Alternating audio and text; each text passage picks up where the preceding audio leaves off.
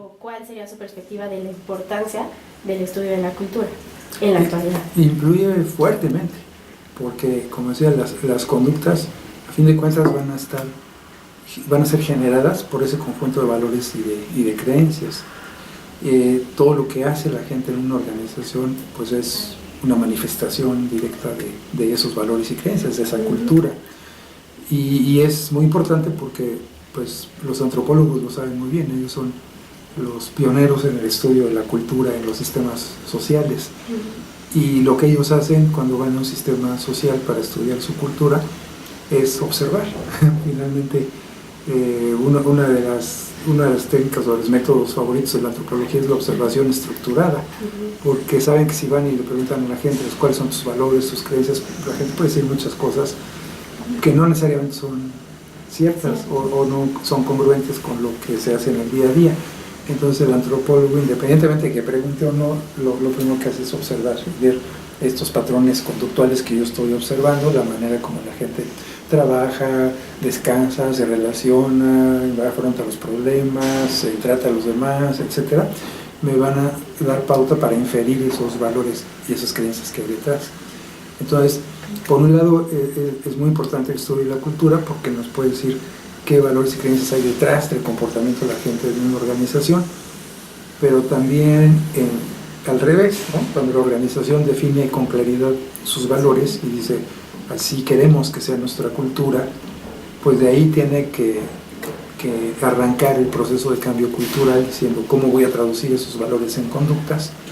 y de qué manera voy a asegurarme de que esas conductas a fin de cuentas sean o lleguen a ser las que yo quiero, las que yo pretendo, qué proceso de transformación tengo que seguir para que las personas pues lleguen a ese perfil, ¿no?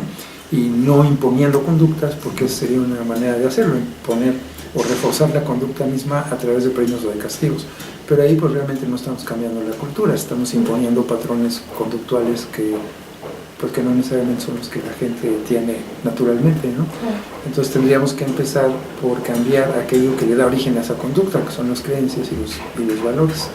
Y en medida en que esa conducta cambie como resultado de un cambio en las creencias, ¿no? Porque a fin de cuentas el cambio empieza en la cabeza, entonces sí ya podríamos decir que hay un cambio cultural, porque las conductas no cambian nada más porque sí, o por imposición o por premios, sino porque la persona está convencida de que esa es una mejor forma de hacer las cosas que la que tenía anteriormente. Entonces, pues sí, es muy importante el estudio de la cultura porque nos ayuda a entender muy bien a la organización, incluso a veces hasta de alguna manera a predecir a la organización cómo pudiera reaccionar ante determinadas circunstancias que podría esperarse de ella en el futuro. Y obviamente también para ver qué cambios tendría que realizar en cultura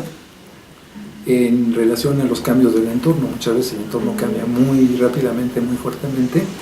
y le exige cambios a la organización y esos cambios no son superficiales, a veces la organización tiene que cambiar profundamente, en esencia, en muchas de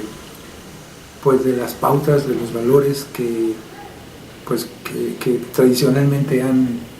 regido su comportamiento y que ante los cambios del entorno pues tienen que cambiar también. ¿Considera que la cultura organizacional es parte del ser de la organización o se construye con la cultura de sus miembros? Esa es una pregunta interesante porque yo creo que con la cultura pasa un poco lo que con el huevo y la gallina, ¿no? Que es primero, qué es lo que influye sobre qué. Y yo creo que es una influencia recíproca. De alguna manera la organización que tiene una cultura consistente, pues la transmite incluso a sus nuevos miembros, a las personas que entran.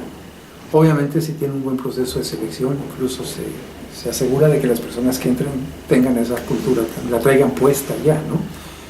Pero obviamente también lo que pasa dentro de la organización, lo que hace la gente, incluso el ingreso, la incorporación de nuevas personas,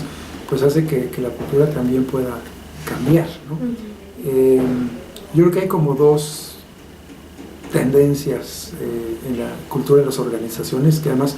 es una tensión dinámica, ¿no? Una tendencia que de alguna manera como que la jala a permanecer donde estamos, a hacer lo que hemos hecho, a no cambiar, a no movernos, y otra que la jala a adaptarse, a ser flexible, a cambiar, a responder a los retos del entorno,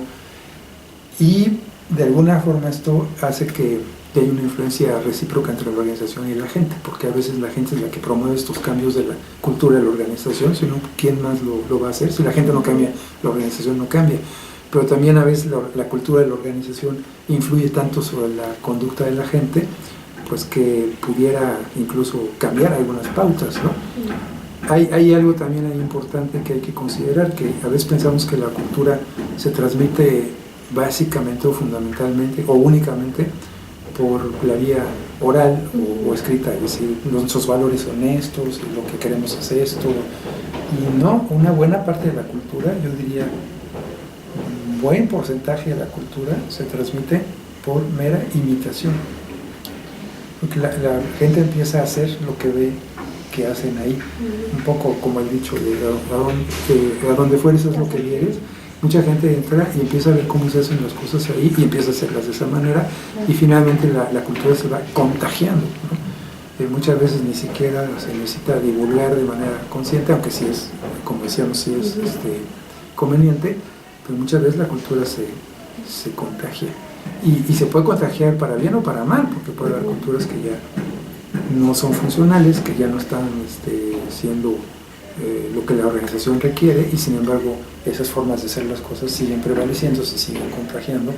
y pues se cae en una especie de círculo vicioso.